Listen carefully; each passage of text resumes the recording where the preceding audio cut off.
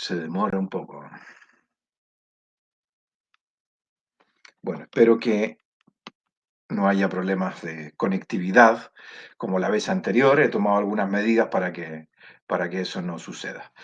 Bueno, buenas tardes, bienvenidas y bienvenidos a una nueva y apasionante clase de nuestra asignatura, la conformación histórica del derecho penal internacional y sus fuentes. Muy bien, pues vamos a comenzar nuestra clase y, bueno, agradecer a la gente que ha participado en la actividad anterior, la actividad grupal, ¿no? Es importante que todos participen para que puedan sumar nota. La actividad que tenemos por delante es el informe Whittaker. Hay plazo hasta el 12 de febrero para presentarla y algo diremos ahora entonces un poco al comienzo de esta clase sobre esta actividad, ¿no?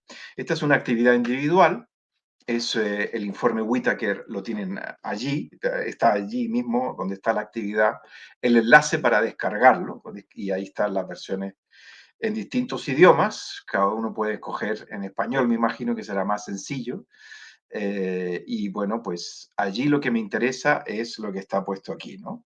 Y estas son las cosas que hay que responder. No porque sí, como que entre medio, no, no, no. O sea, idealmente, cuando hagan el informe, pongan estos subtítulos, ¿no? El contexto histórico del informe. ¿Cuál es el contexto histórico en el que se da a conocer este informe? Ya sabemos que el informe es del año 85, ¿no? Entonces, ¿qué pasa en los años 85? En los años 80. ¿Qué pasa a mediados de los años 80 en el mundo? ¿En qué periodo estamos? Lo hemos visto en nuestras clases, ¿no? Estamos en un periodo de la historia muy particular, y está acabando, ¿no? Va a acabar. Recordar que el muro de Berlín cae el año 89, la Unión Soviética cae el año 90, entonces estamos hacia el final de la Guerra Fría, en un contexto en el que el mundo está cambiando. Hay una canción, no, no tengo película para esto, pero sí, bueno, Goodbye Lenin tal vez. Hay una canción, ¿no? Vientos de cambio, Wind of Change, esta gira que hizo, creo que es Scorpion, ¿no? Y claro, ellos fueron a la Unión Soviética y dieron un concierto en la Unión Soviética a propósito de apertura, la Glasnost, etcétera. Bueno, ese es el contexto histórico en el que se da a conocer este informe, que es bastante polémico, despertó ronchas.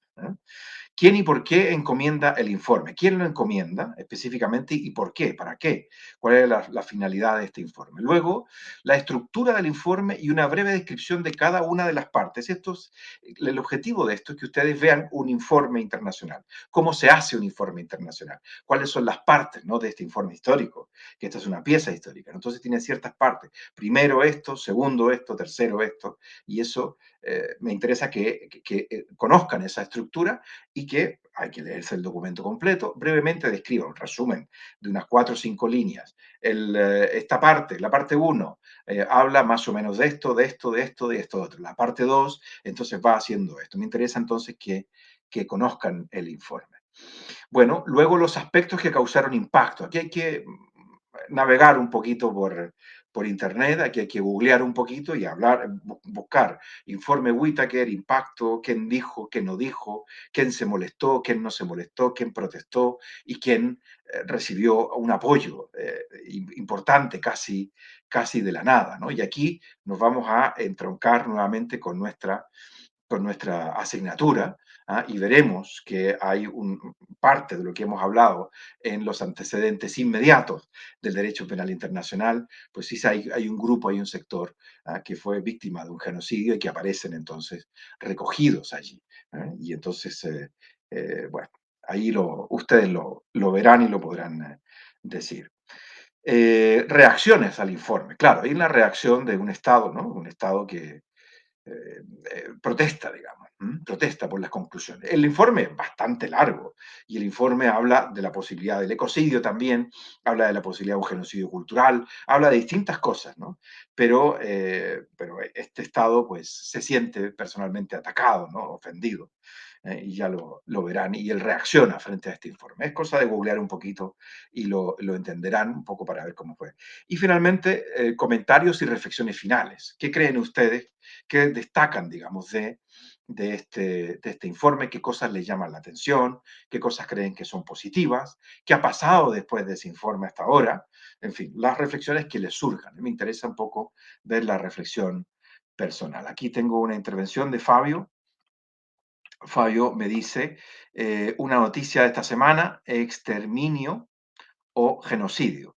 Lo que dice el fallo de la Corte Interamericana de Derechos Humanos en el caso de la UP, el Tribunal Internacional declaró que el Estado colombiano es responsable de un emprendimiento sistemático contra los dirigentes y militantes de la Unión Patriótica y señaló que es un crimen contra la humanidad. Mira, interesante, tenía otra noticia, esto no lo conocía porque yo siempre busco las noticias que vienen de la Corte Interamericana de Derechos Humanos, pero no de la Corte perdón, de la Corte Penal Internacional y no de la Corte Interamericana de Derechos Humanos. Fabio, esto es muy interesante. Yo estoy dirigiendo un trabajo de fin de máster que habla precisamente del grupo político en el genocidio. Como ustedes ya habrán estudiado en la asignatura de Crímenes Internacionales 1, ¿verdad? El grupo político está excluido, en principio, del genocidio como crimen internacional. Esto fue producto de la Unión Soviética. La Unión Soviética fue la que pidió excluirlo. Originalmente sí que estaba la idea de incluir el grupo político. Entonces hoy día solamente queda un grupo racial, étnico, religioso o un grupo nacional, pero el grupo político fue excluido. ¿Ah?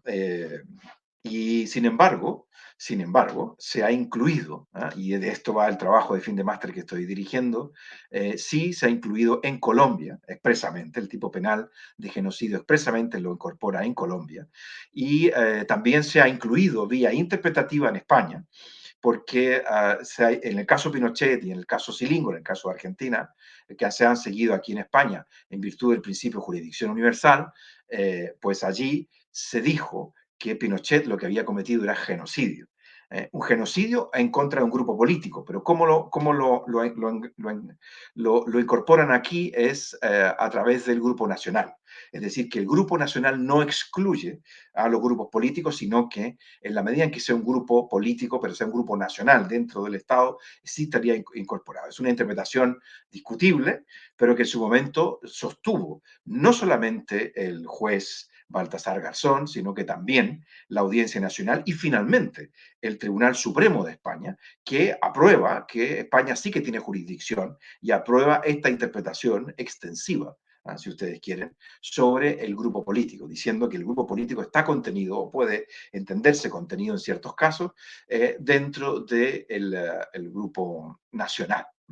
Pero en Colombia sí que hay una norma especial, ¿no?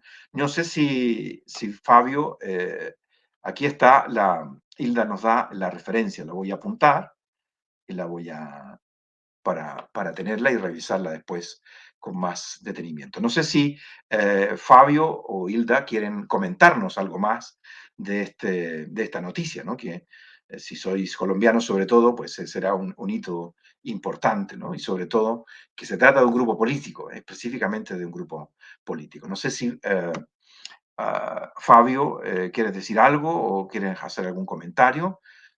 Si es así, pues, o Hilda, quieren hacer algún comentario sobre esta decisión, y entonces sí yo les doy la palabra, ¿no? Si quieren relatarnos algo más. Voy a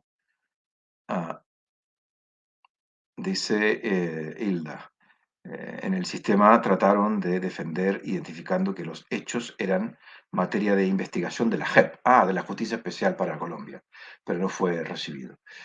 Pues mira, aquí le voy a dar a Fabio el uso del micrófono y le voy a dar a Hilda también el uso del micrófono. Entonces, ya tienen habilitado tanto Hilda como Fabio el micrófono, por tanto, lo que hay que hacer arriba, este micrófono que parece de los años 50, ¿sí? Estará en gris, hay que pincharlo hasta que se ponga verde y con eso ya pueden hablar, ¿no?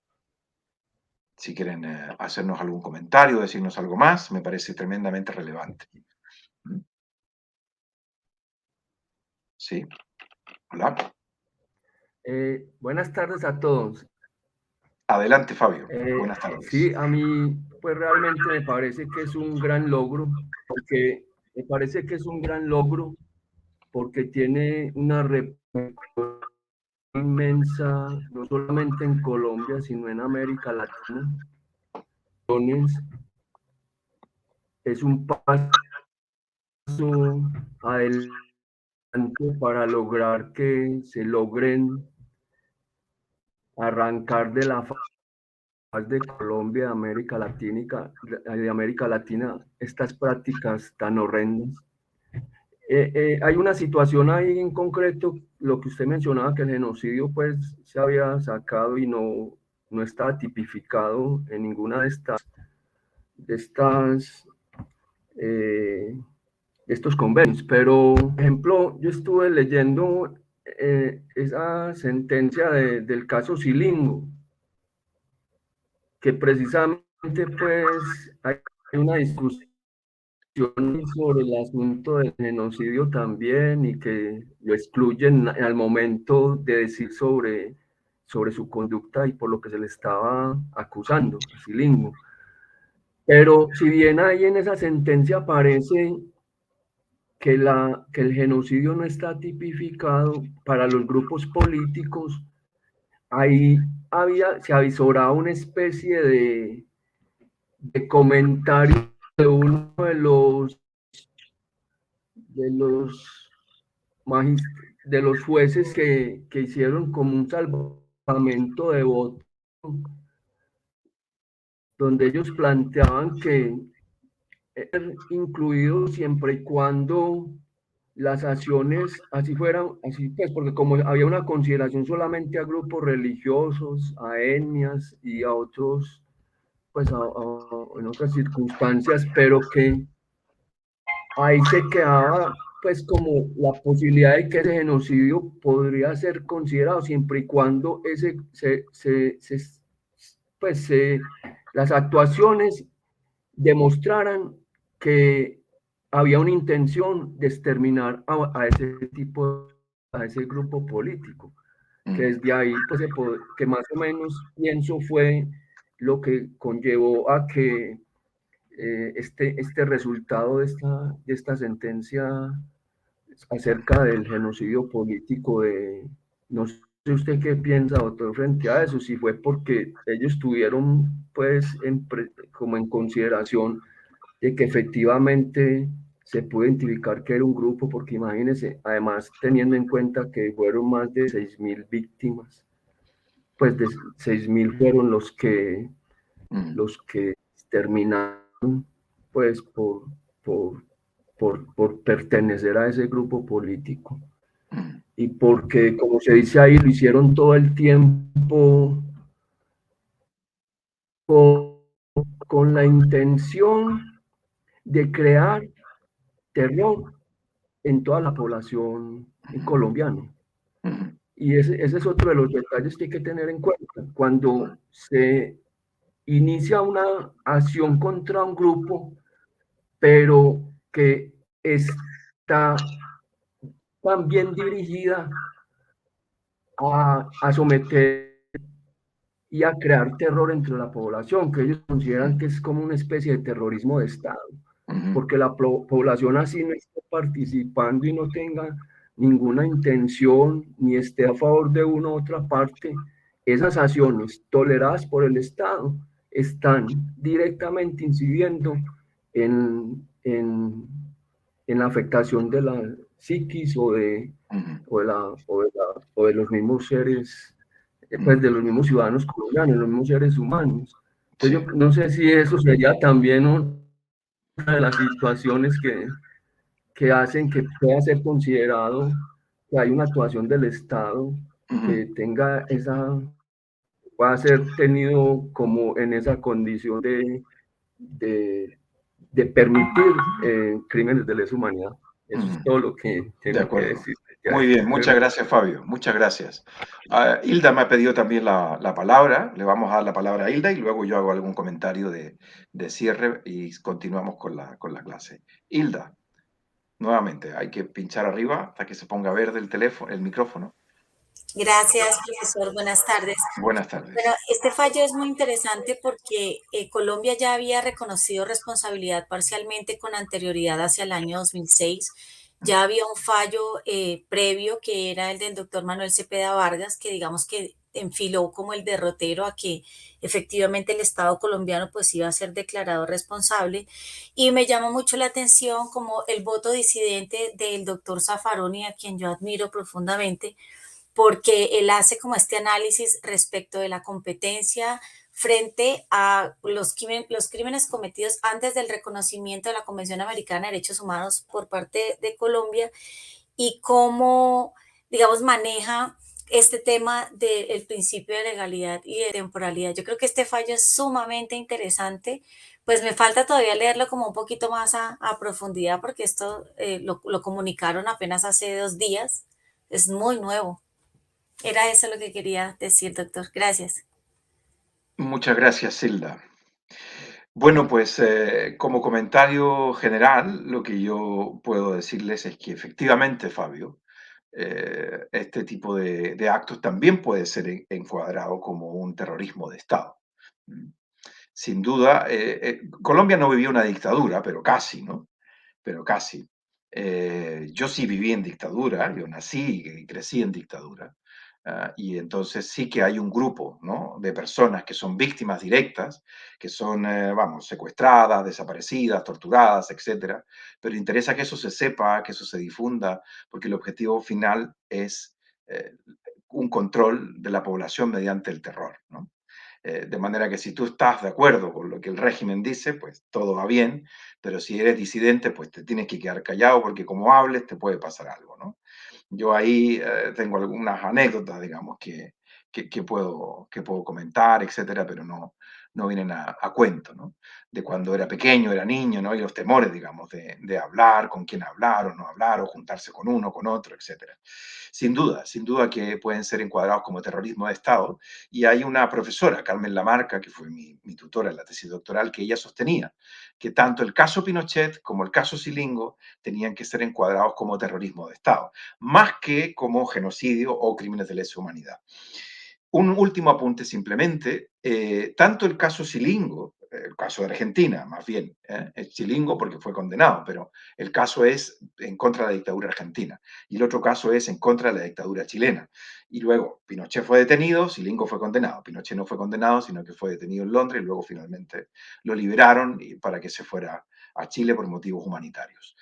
Bueno, lo que es interesante es que la decisión que se toma el año 98, una vez que está detenido Pinochet, eh, sobre si España es competente o no, si tiene jurisdicción o no, es decir, se pone a prueba el principio de jurisdicción universal, España dice que sí, y dice que en el caso de Pinochet y también en el caso de Argentina, tiene jurisdicción porque es un genocidio, y el elemento político estaría dentro del grupo nacional. ¿Qué es lo que pasa? Que el caso de Pinochet queda hasta ahí porque Pinochet no es juzgado, no es extraditado finalmente a España, sino que es devuelto a Chile, pero el caso de Argentina continúa y continúa en la persona de Silingo y también en la persona de Cavallo, otro militar que estaba en México y que es extraditado a Madrid y es finalmente después extraditado a Argentina, porque Argentina pide la extradición para que sea juzgado. Pero bueno, el caso Silingo es el que tiene condena aquí en España. De hecho, el señor está condenado, estuvo cumpliendo condena, ahora está con beneficios penitenciarios y tiene salida dominical y eso, pero sigue cumpliendo condena. Sucede que la calificación jurídica en el caso Silingo luego cambia. ¿Mm? Luego cambia y cambia a crímenes de lesa humanidad. Y entonces la sentencia de la Audiencia Nacional lo condena por crímenes de lesa humanidad. Y es interesante que el Tribunal Supremo, conociendo de los recursos, él dice, no puede ser condenado por crimen de lesa humanidad, porque el crimen de lesa humanidad, principio de legalidad, no estaba incorporado en el derecho español en ese momento, se incorpora después. Entonces, lo que tenemos que hacer es condenar por los delitos de base. Por tanto, Silingo es condenado por homicidios, por secuestros, por torturas, los que, a su vez, constituirían un crimen de lesa humanidad, pero eso ya es simplemente para asegurar la jurisdicción, la competencia, para decir que no prescriben, pero el título por el cual hay que condenar, dice el Tribunal Supremo Español, es por los delitos de base, que esos sí están tipificados tanto en Argentina como en España. Esa es simplemente la precisión. De manera que el concepto, esta interpretación del genocidio, una interpretación extensiva del genocidio, se ocupa en un comienzo para asegurar la jurisdicción de España, la competencia de los tribunales españoles, pero luego es una interpretación que, en el caso Silingo, que prospera, es abandonada y se cambia. Primero por crímenes de lesa humanidad, con esta dificultad de decir que es un crimen internacional, claro, pero no está incorporado al derecho interno español, y entonces el Tribunal Supremo dice no se puede condenar por esta razón, por crímenes de lesa humanidad, hay que condenar por los delitos de base. Bueno, me he extendido un poco en esto, pero me parece tremendamente interesante, ¿no? Y me parece también muy interesante, y esto quizás se lo debemos a Zaffaroni, no lo sé, que la Corte Interamericana de Derechos Humanos digamos, afirmando, ¿no?, que se han cometido un genocidio o un crimen de lesa humanidad. Recordamos que es un tribunal internacional, un tribunal regional, que tiene que ver con derechos humanos, no tiene que ver con derecho penal, ¿no? Pero sin duda que una afirmación así, no he leído el fallo, pero una afirmación así que diga que aquí hay un crimen internacional que se ha cometido o bien un genocidio o bien un crimen de lesa humanidad, pues sin duda que es interesante, ¿no?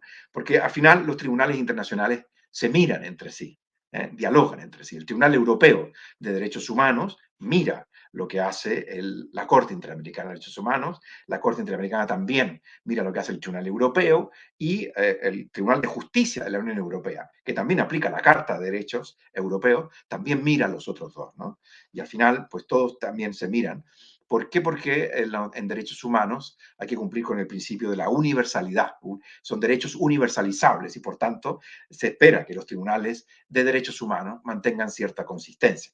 Y el Tribunal Penal Internacional, finalmente también, es mi opinión, ¿no? Y así lo vimos en las primeras clases cuando hablamos de las fuentes del derecho penal internacional, también es un tribunal de derechos humanos, solamente que es un tribunal penal que sanciona las violaciones de derechos humanos cuando éstas constituyen crímenes internacionales.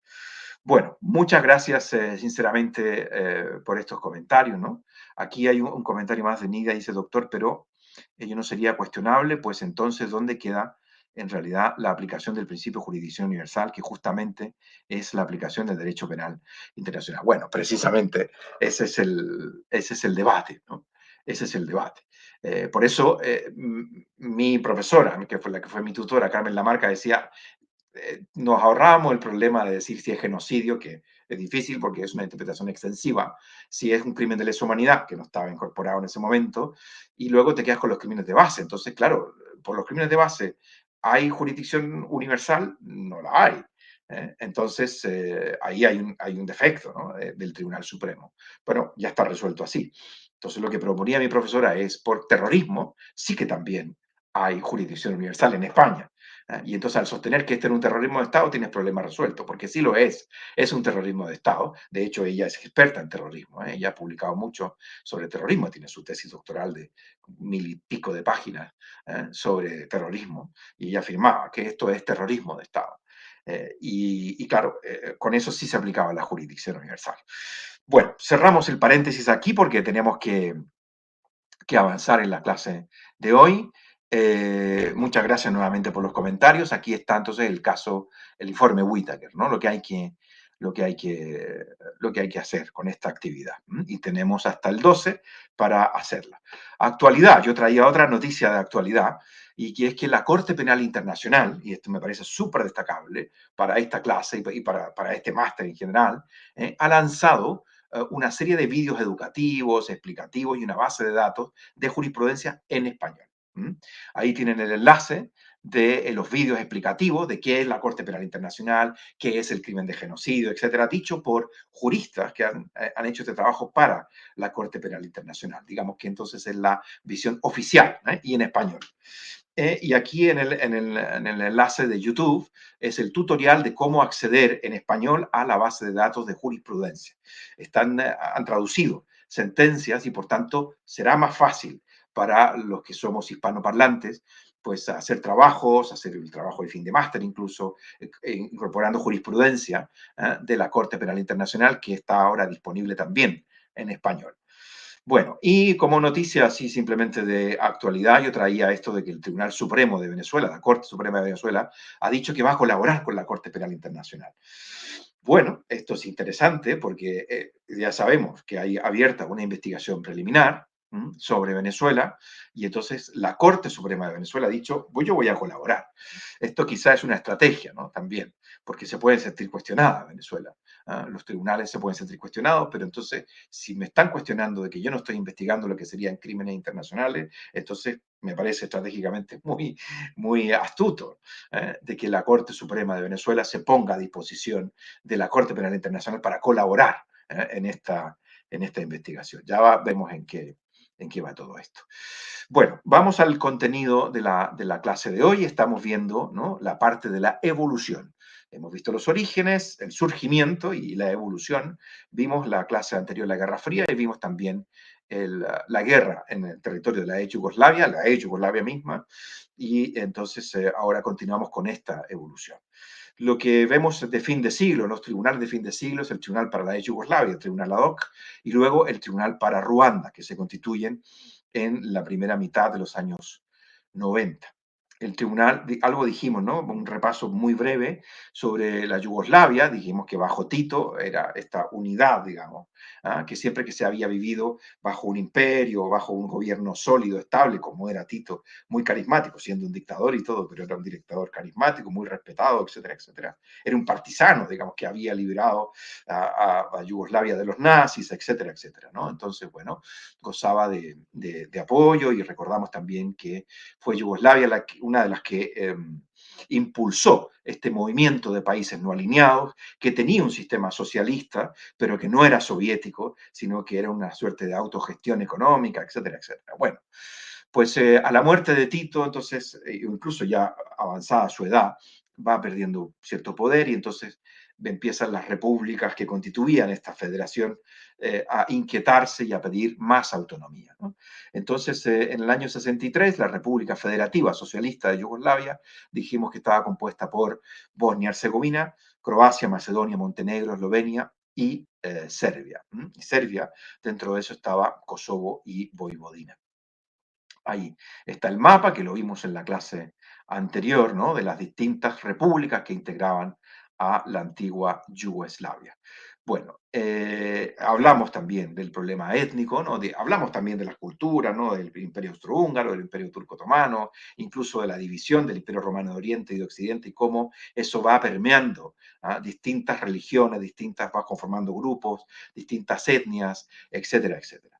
Bueno, y es interesante que hay un censo en el año 91 que establece que el 43% de la población de Bosnia y Herzegovina, es musulmana. Hay un 31% de serbios y un 7% de personas croatas. Entonces, va a ser Bosnia y Herzegovina, en realidad, el epicentro de todos los conflictos o las disputas territoriales. Croacia quiere hacerse con Bosnia, Serbia quiere hacerse con Bosnia, y entonces entre todos, pues, se pelean, ¿no? Y Bosnia, de hecho, hoy día es un estado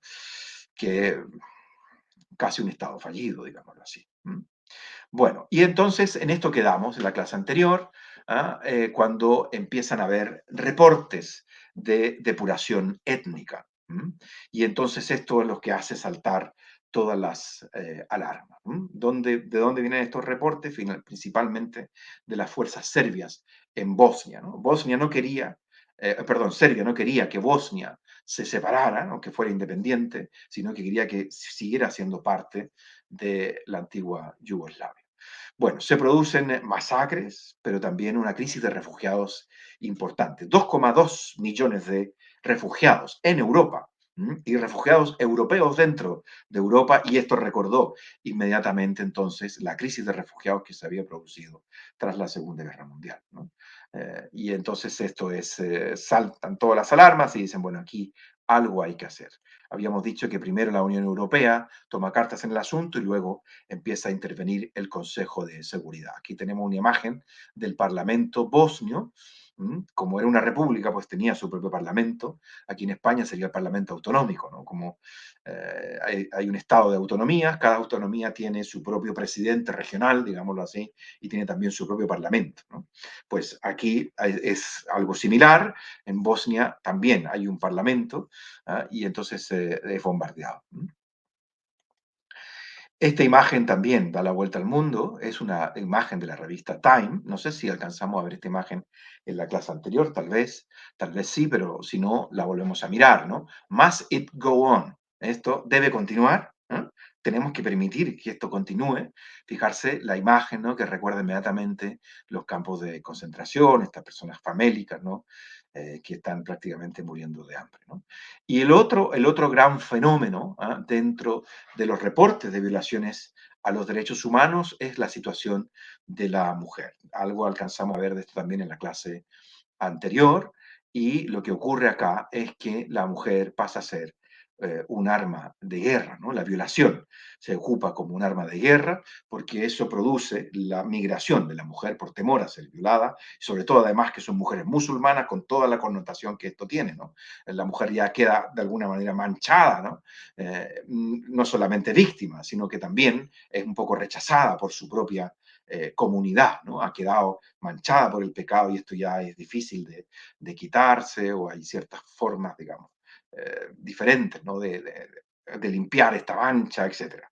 Entonces, bueno, esto provoca el terror, digamos, en la población femenina, y si se desplaza la mujer, se desplaza con los hijos, ahí lo ven en la imagen, el desplazarse la mujer y los hijos, en el fondo es la familia, es el pueblo, el que se desplaza, y ese era precisamente el objetivo final. ¿Mm? Bueno, aquí también tienen otras imágenes de los campamentos de refugiados, que es un desastre, ¿no? Siempre las personas que tienen que emigrar, digamos, forzadamente de su país de origen, y sobre todo en estas condiciones, con una mano por delante y otra por detrás, se dice en mi tierra, ¿no? Es tremendo, ¿no? Es tremendo.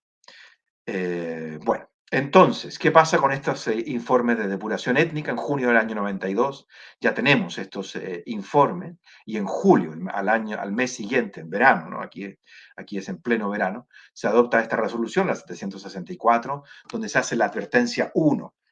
Lo vamos a llamar así: se hace la primera advertencia del Consejo de Seguridad a todas las partes en conflicto en la antigua Yugoslavia. Es decir, está todavía el Estado de Yugoslavia, pero hay repúblicas nuevas, ¿no? Está Croacia, que ya está reconocida, está Eslovenia, hay unos estados que... Entonces, a todas las partes en conflicto se hace este llamamiento, esta advertencia, de que tienen la obligación de respetar el derecho internacional humanitario. ¿Cuál es el derecho internacional humanitario? Ya lo sabemos, es el derecho que regula los conflictos armados, sobre todo la situación de los grupos protegidos, ¿no? Son 4 convenios de Ginebra, esto lo habrán estudiado en otra asignatura, y cada uno protege a ciertos grupos de personas. Básicamente, si tenemos que resumirlo, protege al no combatiente. Al no combatiente, o porque es civil, o porque ya no combate, porque está herido, porque es un náufrago, o porque es un prisionero de guerra. Básicamente, entonces, protege al quien no es combatiente, o porque es civil, o porque ha sido prisionero de guerra, o porque es un herido en combate, o porque es un náufrago. Ya no representa una amenaza, y por tanto a estas personas el derecho internacional humanitario es el que las protege, y el que dice que aquí hay que darle un cierto tratamiento, ya sea un conflicto armado interno o un conflicto armado internacional. Y esto es interesante porque esto no está en los materiales, debería estar quizá en otra asignatura.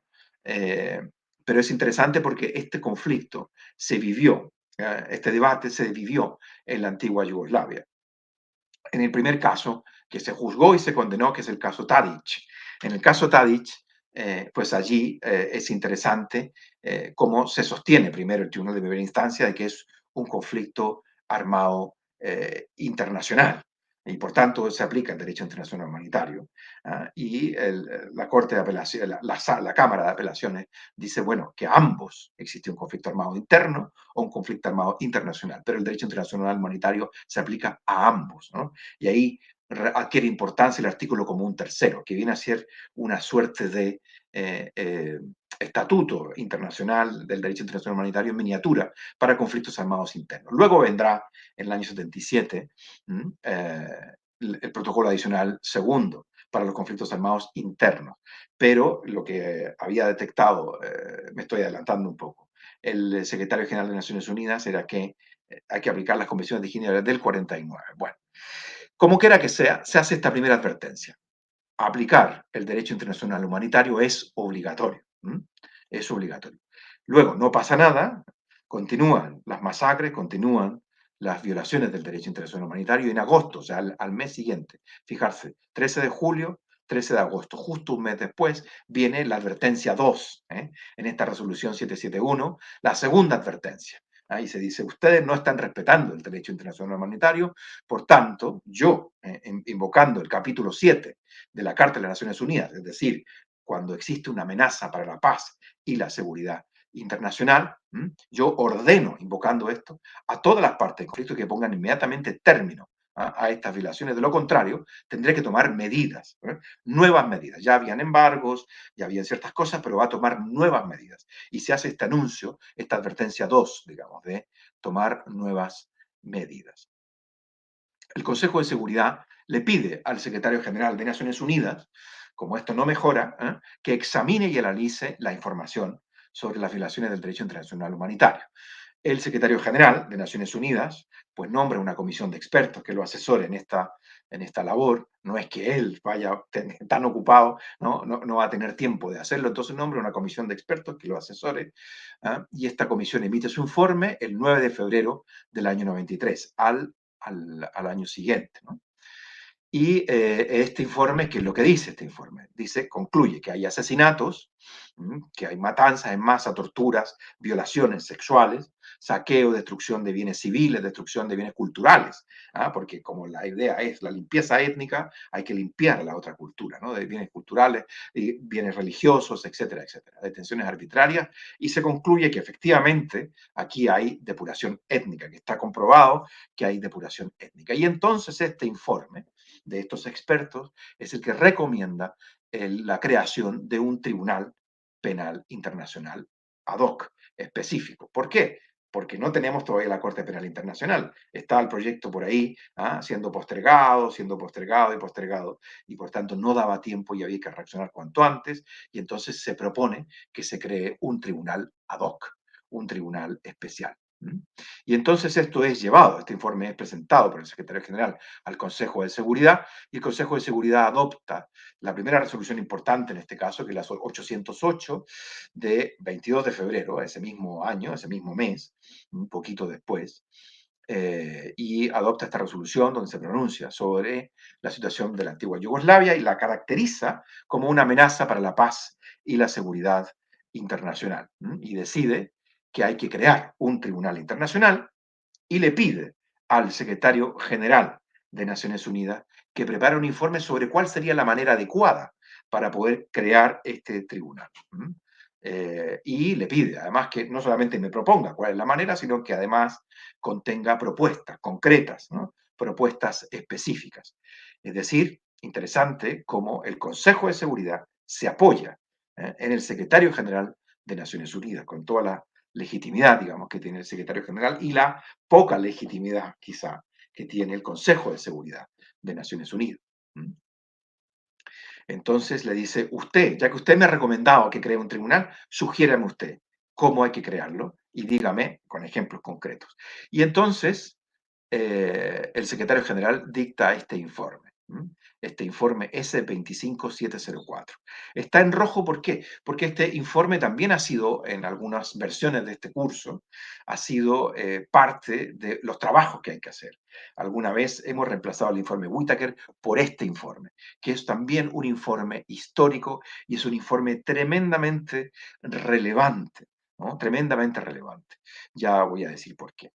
Entonces, aquí lo que hace el secretario general de Naciones Unidas dice que hay que constituir el tribunal y dice cómo hay que hacerlo. Dice que hay que hacerlo mediante una resolución del Consejo de Seguridad de Naciones Unidas invocando el capítulo 7 de la Carta de las Naciones Unidas. Y como anexo a este informe está el borrador de estatuto que después va a ser aprobado y va a ser el estatuto del Tribunal para la Antigua Yugoslavia. Nos quedamos con este informe. Este informe habla de las ventajas de esta forma de crear el tribunal especial, el tribunal ad hoc, y también habla de las desventajas y se hace cargo de las desventajas y dice cuáles son los problemas que hay que resolver. Entonces, ¿cuáles son las ventajas? La ventaja es la rapidez. Es decir, si el secretario general de Naciones, si el Consejo de Seguridad de Naciones Unidas dicta la resolución creando el tribunal, pues el tribunal ya está creado. Se crea y hay que destinar ciertos recursos y para eso sí que hay, también el Consejo de Seguridad tiene presupuesto para poder destinar ciertos recursos y esto sería como una medida para restablecer la paz y la seguridad internacional. Como esto es una amenaza, y por tanto, entonces él dice aquí, para restablecer la paz y la seguridad internacional, se crea un tribunal. Fijarse lo bonito que es esto, nuevamente recupero yo la pieza jurídica, este texto de Hans Kelsen, la paz por medio del derecho, ¿no? Vamos a restablecer la paz y la seguridad internacional por medio del derecho, creando un tribunal internacional. Bueno, la otra ventaja es la obligatoriedad. Es la obligatoriedad. Porque las decisiones del Consejo de Seguridad de Naciones Unidas son vinculantes para todos los miembros de Naciones Unidas. Y por tanto, el que no la acate se expone también a sanciones por parte del Consejo de Seguridad. Entonces es una forma rápida y además es vinculante para todos los Estados miembros de Naciones Unidas, incluida la antigua Yugoslavia. Desventajas, la falta de legitimidad. ¿Por qué? Porque esto no se ha hecho nunca. Nunca el Consejo de Seguridad ha creado un tribunal internacional. Normalmente, dice el secretario general de Naciones Unidas, normalmente esto tendría que ser por un tratado internacional y tendrían que consentir todas las partes. Pero claro, ¿quiénes son las partes involucradas? Hay nuevos estados, algunos no son miembros de Naciones Unidas, otros sí, en fin. Sería muy complejo que ellos firmaran también y accedieran a un tratado internacional para constituir este tribunal. ¿Ah? Pero bueno, dice, aún teniendo este problema de legitimidad, pues lo más recomendable es que lo haga el Consejo de Seguridad porque es rápido y porque es vinculante para todos. ¿Cuáles son los problemas? Problemas que hay que enfrentar y que hay que recuperar, ¿no? O solventar de alguna manera, resolver. Problemas a resolver. El problema es el nullum crimen sine lege, como no, el principio de legalidad, aquel gran principio que fue infringido en el Tribunal de Nuremberg. Y es verdad que hay matices y los hemos hecho, pero la gran conclusión es que efectivamente hay una infracción al principio de legalidad en el Tribunal de Nuremberg, en el Tribunal de Tokio y en los juicios subsiguientes y todo ello, ¿no? Es verdad que hay, digamos, delitos subyacentes, es verdad que hay matices que uno puede hacer, que hay una antijuridicidad internacional con las convenciones de Ginebra del año 29, etcétera, pero finalmente, pues, hay un defecto, no solamente en la justicia de los vencedores sobre los vencidos, sino que también hay un defecto que es el principio de legalidad penal. Estos no eran crímenes internacionales que estuvieran establecidos. Entonces, este problema nuevamente se va a presentar aquí.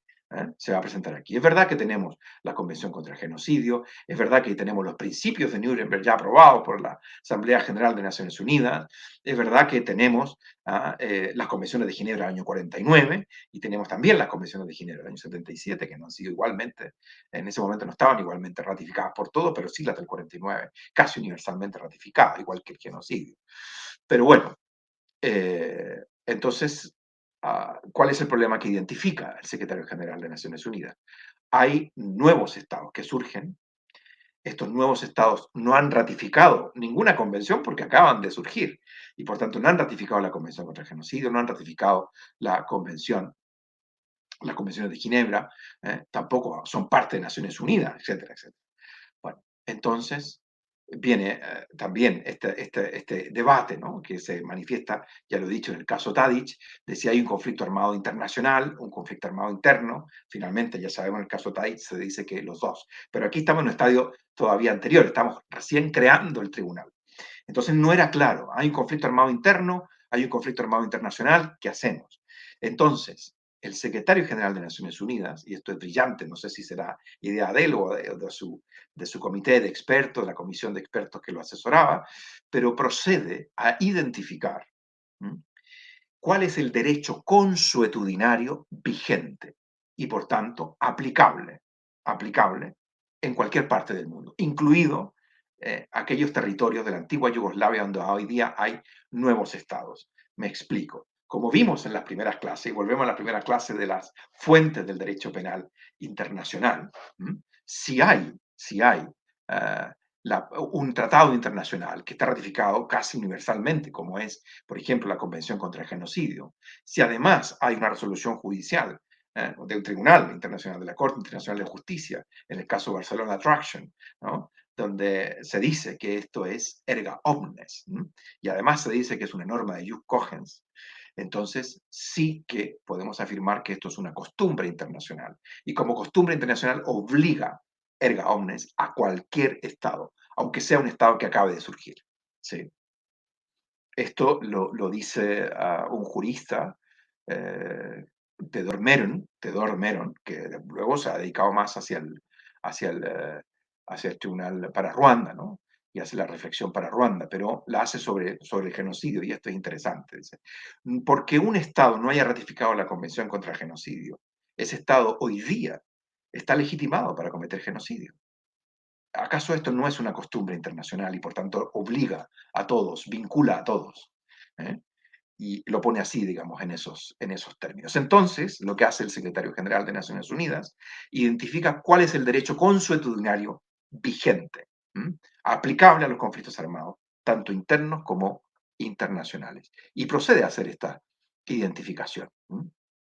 Entonces dice, las convenciones de Ginebra del año 49, pues son derecho internacional consuetudinario. Son una convención, pero además son derecho internacional consuetudinario, y por tanto todos los estados están obligados a respetarlo. La cuarta convención de La Haya, sobre las leyes y usos de la guerra terrestre y el reglamento conexo de la 1907, es decir, la conducción de las hostilidades. Hay ciertas tácticas de combate que están prohibidas, que generan un sufrimiento innecesario, y esas tácticas están prohibidas. Eso también es una costumbre internacional, es derecho consuetudinario. La Convención sobre el Genocidio también es derecho internacional consuetudinario. El Estatuto del Tribunal Militar Internacional de Nuremberg, ratificado por los principios, ratificado por la Asamblea General de Naciones Unidas. Entonces, estos principios, el estatuto, dice él, pues también son derecho internacional consuetudinario, son vinculantes, ¿no? Luego, complementariamente dice, ¿y qué va a pasar?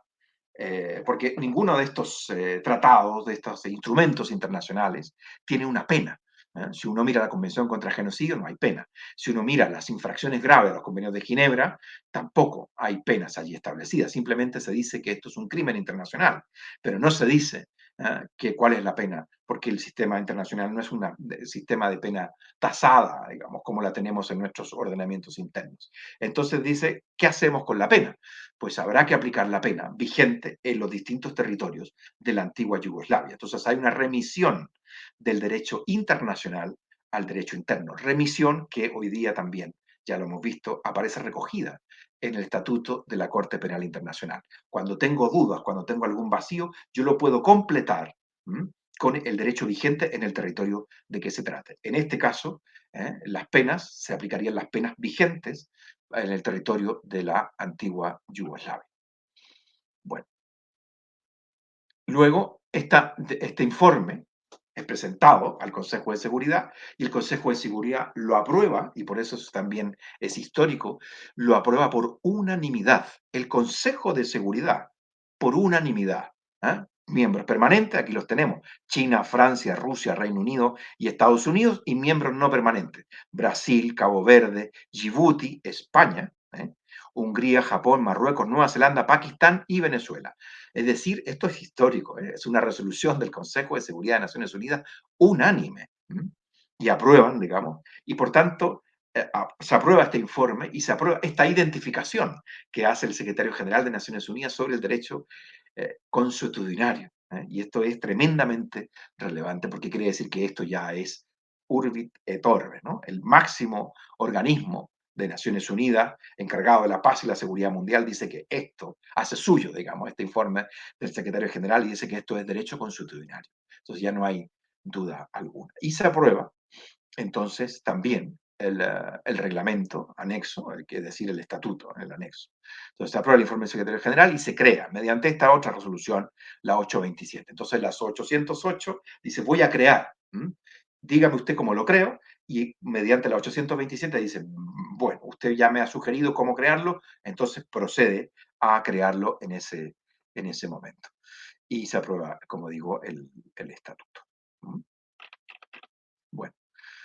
El objetivo del tribunal, el objetivo está dicho en este informe, es el enjuiciamiento de personas responsables de violaciones graves del derecho internacional humanitario cometidas en el territorio de la antigua Yugoslavia entre el 1 de enero de 1991 y la fecha que determine el Consejo de Seguridad, en el momento en que se restaure la paz. Es decir, no tiene fecha cierta de término, ¿sí? No tiene fecha cierta de término. Y esto es tremendamente relevante. Bueno, aquí están las resoluciones que son importantes, que hay que retener. La 808, donde dice, le pide al secretario, voy a crear el tribunal, accedo, digamos, a crear el tribunal, dígame usted cómo lo voy a crear. Y luego la 827, que es el acto mismo de creación, y lo otro que era relevante es que fue aprobada por unanimidad. Bueno, breves reflexiones, ¿no? El tribunal se crea rápidamente. Es muy rápido todo esto. Es un salto, digamos. Viene el derecho penal internacional estancado, dijimos, la creación del Código de Crímenes contra la Paz y Seguridad de la Humanidad y también el proyecto de Corte Penal Internacional están estancados allí y esto, ¡pum!, representa un avance, pero inmediato, ¿no? Es un mecanismo sin precedentes, con fecha de inicio y sin fecha de término, se hace también en plena guerra, y también esto es novedoso, ¿no? Y como les decía, y rescato este texto de Kelsen, la paz por medio del derecho, es decir, para restablecer la paz, tenemos que hacer justicia. Muchas veces se pone la dicotomía entre hacer paz o justicia. Y este conflicto se vio también, por ejemplo, lo que hemos hablado de Colombia, ¿no? Bueno, pero es que la justicia, si queremos hacer justicia, esto puede complicarnos la paz, etcétera. No, no, no. Aquí hay un texto bellísimo de Hans Kelsen, hecho durante la Segunda Guerra Mundial y cuando se quería crear un tribunal internacional, la paz por medio del derecho. El derecho puede traernos paz. Si no hay justicia, no habrá paz, digámoslo así. Bueno, aquí está algo más, digamos, sobre la obligación de cooperar. ¿Por qué todos los estados tienen la obligación de cooperar? Por esto, por los artículos 24 y 25 de la propia Carta de Naciones Unidas, la Carta de San Francisco. Dice así: a fin de asegurar la acción rápida y eficaz por parte de las Naciones Unidas, sus miembros confieren al Consejo de Seguridad la responsabilidad primordial de mantener la paz y la seguridad internacional y reconocen que el Consejo de Seguridad actúa a nombre de ellos al desempeñar las funciones que le impone aquella responsabilidad. Esto es interesante porque en el fondo es una delegación hecha en la Carta de Naciones Unidas, año 45, año 45, y que está vigente hasta el día de hoy. Es una delegación que hacen los estados en el uso de la fuerza. Usted, Consejo General de Naciones Unidas, usted va a ser el que va a velar por la paz y seguridad mundial. Yo no voy a, digámoslo así en buen cristiano, no voy a correr con colores propios. Yo no voy a hacer justicia por mi propia mano. Yo no voy a usar la fuerza, sino que usaré la fuerza si es que usted lo autoriza. Aquí está, esta es la norma. Y la siguiente, el 25, que dice: los miembros de Naciones Unidas convienen aceptar y cumplir las decisiones del Consejo de Seguridad de acuerdo con esta carta. Es decir, lo que usted decida es vinculante para nosotros. Aquí está. Bueno, la propia resolución 827, que es la que crea el tribunal, hace una invitación, hace un llamamiento a todos los sectores involucrados para que colaboren con la Corte Penal Internacional. Perdón, con la Corte Internacional Penal Internacional para la antigua Yugoslavia. Bueno, otro aspecto interesante, vamos un poco mal de tiempo, nos extenderemos un poco más porque bueno, destinamos parte del comienzo de la clase a ver la noticia de Colombia, ¿no? Pero voy a ir rápido y ya lo veremos. Se basa en el principio de primacía. ¿Qué significa esto? Sabemos que la Corte Penal Internacional se basa en virtud aplica el principio de subsidiariedad o complementariedad. Lo dice el texto de complementariedad, es la traducción al español complementariedad. En realidad, creo yo, lo repito, lo he dicho siempre aquí, me parece una mala traducción del inglés al español. Hay varios errores que se han cometido en la traducción del estatuto. Este creo yo que es uno de ellos. La traducción tendría que haber sido subsidiariedad, es lo que conocemos todo el mundo como subsidiariedad, pero en inglés se dice complementarity y aquí entonces se tradujo como complementariedad.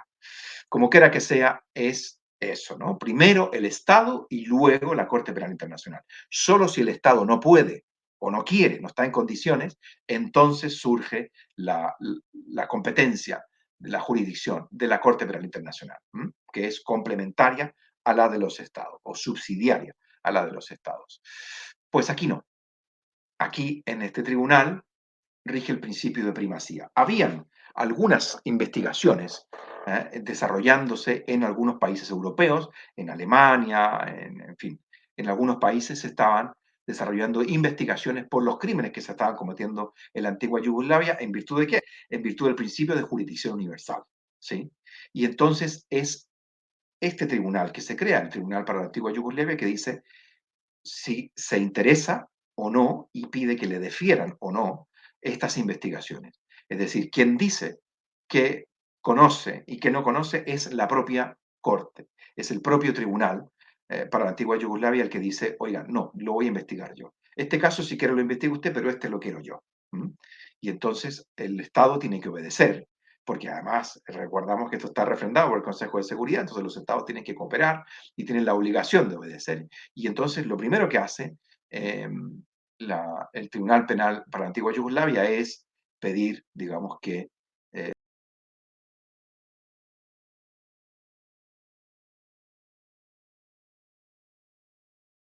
el resto de qué es lo que ha pasado, el caso Tadic y todos los demás casos, ya es materia de otra asignatura, ¿no? De una asignatura donde se ven los tribunales penales internacionales, donde se ve qué es lo que han hecho, cuál es su actividad, digamos, la jurisprudencia que han generado, etc. Yo lo dejo hasta aquí, ¿no? Y vamos a hablar como un poder preferente. Hilda dice, sí, exactamente, exactamente. La preferencia la tiene el Tribunal Penal Internacional para la antigua Yugoslavia. Lo mismo pasa con el Tribunal para Ruanda, lo veremos en la próxima clase. Bueno, algo diremos en esta clase, porque la próxima clase está dedicada exclusivamente a la situación en Ruanda y el Tribunal para Ruanda.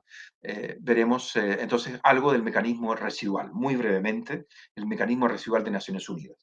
Resulta que estos tribunales que no tenían fecha de cierre, pues tanto el Tribunal para Ruanda como la antigua Yugoslavia siguen actuando, actúan, y llega un momento, en el año 2010, en que se dice, bueno, ¿hasta cuándo? Porque quedaban todavía investigaciones, hay imputados que están prófugos de la justicia, hay testigos que han sido protegidos y es que hay que seguir protegiendo. Entonces, ¿de qué manera le damos término a esto? Porque además esto cuesta un dinero y lo que está detrás de esto, a todo hay que decirlo, yo tengo que ser honesto, ¿no? Lo que está detrás de esto es que esto sale muy caro. Tener un tribunal internacional es carísimo y por tanto, ya que está la Corte Penal Internacional, entonces sí que hay que acabar, digamos, terminar de alguna manera. ¿Cómo terminamos con este mecanismo? Entonces, la forma de hacerlo es crear este llamado mecanismo residual. Se dicta esta resolución del Consejo de Seguridad en el año 2010 y se crea una subdivisión para Ruanda y una subdivisión para la antigua Yugoslavia. ¿Qué es en el fondo esto de este mecanismo residual? Es reducir estos tribunales a su mínima expresión, donde ahora van a compartir una fiscalía, comparten una cámara de apelaciones, comparten varias cosas, y lo reducen para que continúen haciéndose cargo de, de, esta, de esto, este residuo, digamos, que va quedando, ¿no? ¿Cuáles son los objetivos? Salvaguardar el legado de los tribunales ad hoc, garantizar la protección y derechos de testigos y víctimas que participaron en el proceso, la custodia de los archivos y documentos generados a lo largo de todos los años, monitorear o monitorizar los procesos judiciales transferidos, porque se transfieren varios procesos desde estos tribunales a las jurisdicciones locales. A Ruanda ya estaba, digamos, mejor, con mejor pie para poder hacer justicia por sí misma, y también la antigua Yugoslavia ya está conformada en nuevos estados, entonces se defieren hacia estos nuevos estados algunas de estas investigaciones, sobre todo de imputados de menor jerarquía, de menor rango, ¿no? Bueno, en fin. Y bueno, el mecanismo residual rige hasta hoy. Rige hasta hoy y de hecho se está planteando la necesidad de o no de reactivar algunos casos. Y esto lo enlazamos también con que hoy día se ha propuesto, ya lo dijimos en alguna clase anterior, como noticia, crear un nuevo tribunal ad hoc para el caso de lo que está sucediendo en Ucrania, en fin, etcétera, etcétera. Bueno, este es el enlace para el que interese del mecanismo residual. Y aquí con esto ya hemos acabado la clase de hoy. No, me falta algunos apuntes de Kosovo, que incorporé algunos apuntes sobre Kosovo porque hubo interés, ¿no? Bueno, Kosovo fue reconocido como Estado soberano por 90 de los 193 miembros de Naciones Unidas. No lo reconocen. ¿Quién no reconoce? Serbia, por supuesto que no. Rusia, con todo lo importante que Rusia, porque Rusia apoya a Serbia, China, España no reconoce Kosovo, y la mayor parte de los países de América, de Asia y de África. Ahí está Serbia y ahí está Kosovo. Y en rojo está Albania, ¿sí?